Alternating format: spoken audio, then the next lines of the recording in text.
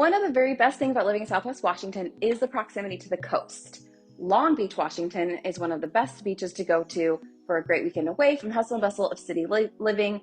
Whether you think that Vancouver is hustle or bustle not is up for debate, but Long Beach is about a 2-hour drive from Vancouver. You drive up I-5 to Longview, Washington, and then you head west to the coast. You actually drive out to Astoria, and then you cross the Astoria Bridge to Ilwaco, and then you just drive up to Long Beach, Washington.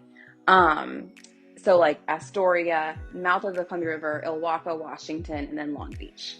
So thank you for watching. I make a new video every week talking about life and real estate here in Southwest Washington. I love hearing from you all about your plans to move here or house hunting questions. I'm always up for a good chat, so please don't be shy about reaching out. My contact information is in the header above and also in the description below. I did create a handout for this video so that if you're interested in going to Long Beach, all the information is in one place right there. If you want a copy of that, please use the link in the description below to reach out to me, and I'm going to send that to you as soon as I can. Also, if you are ready to set up a search of your own, use my home search link below and we can get that process started. If you do request this handout from me and you're like, oh my gosh, you never sent it to me, check your spam folder. Sometimes they end up in there.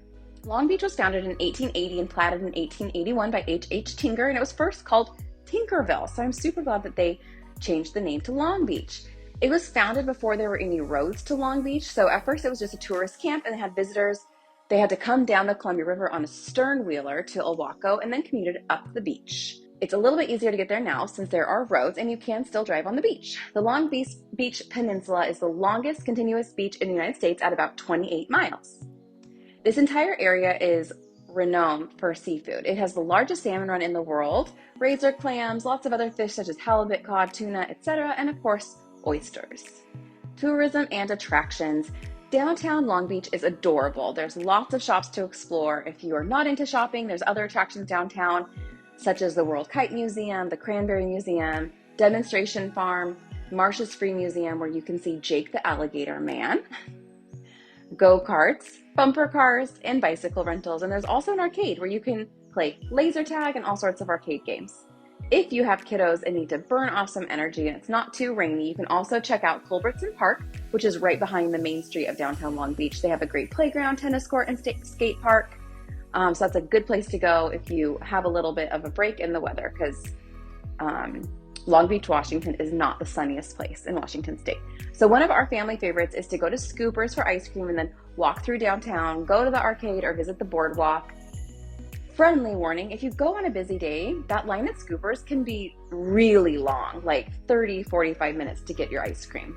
So just be prepared. One thing I've never done, but it sounds like a nice excursion for a warm day, is a Discovery Trail. It is an 8.2 mile long trail from the Port of Ilwaco through Seaview to Long Beach. You can walk, run, bicycle, or take a Segway on that trail. If you are interested in fishing, you can take a charter. There are lots of charter companies to choose from. I called Seabreeze Charters and got the details from the owner there, and he shared with me that each year charters start up in April when he takes people out bottom fishing for lingcod, rock cod, and other bottom fish.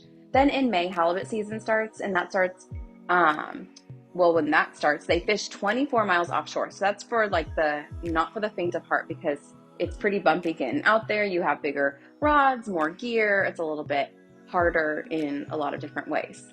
Then in June, salmon season begins, and that fishing is right at the mouth of the Columbia and the Port of Ilwaco, so a lot closer in. So if you don't love being on a boat for a really long time, then that might be the better option. Cost ranges from $175 to about $300 a day, and those day trips last for about 8 to 10 hours. You can check out their website for more information. Also, there's a ton of other charter fishing options. Community events. There are certain special events in Long Beach that bring in lots of visitors to the town. Here are just a few. In April, Razor Clam season opens up, and there is a Razor Clam Festival in downtown Long Beach. At this festival, you can participate in a clam chowder taste-off. You can go to the North Jetty Brewing Beer Garden, take Razor Clam digging lessons, and do other things such as, going to live music concerts. There's food trucks. This would be a great introduction to Long Beach if you're into clams. I am not into clams. I have not been to this festival, but all the other things aside from eating clams seem really fun. The 4th of July in Long Beach is something that I have been to, and it's awesome. In case you didn't know, Long Beach is actually considered a state highway, so you can drive your car or truck out there on the beach and just go north and south on the beach. So the 4th of July, there are trucks as far as the eye can see in either direction.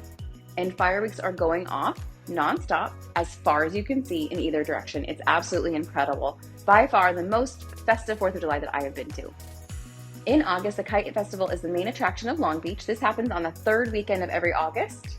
And Washington's Kite Festival draws famous kite flyers from all over the world, along with tens of thousands of spectators. The last thing that I want to share with you is a little hike you can do while you're in Long Beach. The Cape Disappointment Lighthouse is just south of Long Beach, right there at the mouth of the Columbia River, and it earned its name because this area was known as the Graveyard of the Pacific due to the high number of shipwrecks that had happened there. So you can park your car and then you walk up to the lighthouse from there, and you can see the mouth of the Columbia River and up the coastline of the peninsula. It's a pretty easy hike to the lighthouse, and it's a fun outing for adults and kids. Let me know if you've been to Long Beach, and if so, what are your favorite things to do? If you have not been and want my free handout, use the link in the description below and contact me, and I'm going to get it your way, hopefully to your inbox and not to the spam folder. Also, don't forget to subscribe and turn the bell on for notifications so that you don't miss a video.